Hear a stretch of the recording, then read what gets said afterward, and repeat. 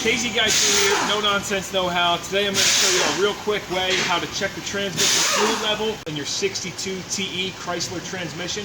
This one's in a 2014 Chrysler Town and Country.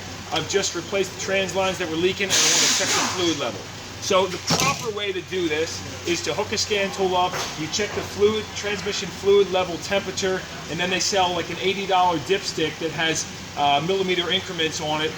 Basically, to check the transmission fluid, you pop this cap off right here on your dipstick tube, sitting right there, and of course there's no dipstick on it. So then you print out this chart right here, you refer to this, and you insert the special tool in there. However, South Main Auto came up with a great idea, so I give them credit for this. But I'm gonna just make this, the quick version of it. Essentially, you pull out your engine oil dipstick tube, wipe that off, and then you flip it over to the blank side. You get yourself a ruler, and you make a few markings.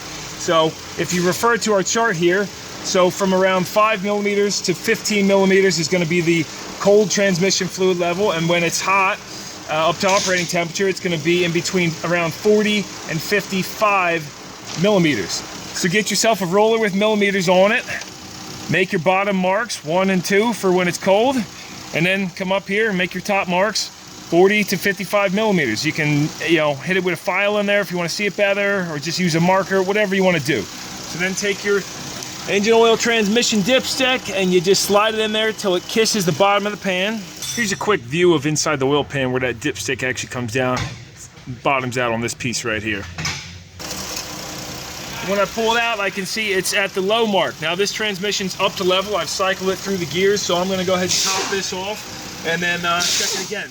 So now if on a Chrysler you ever see markings on the back of an engine oil dipstick, you'll say, oh, now I know what this is for. So again, thank you for South Main Auto channel for putting that original video out. Definitely appreciate that. Of course, this method's not quite as accurate as using, the scan tool with the special dipstick, but what are you gonna do? It works just fine for all intents and purposes. So hopefully the video helped out. Definitely appreciate a thumbs up, even a subscribe. Check out the channel, No Nonsense Know-How, KZ Guy 2. Y'all have a good day.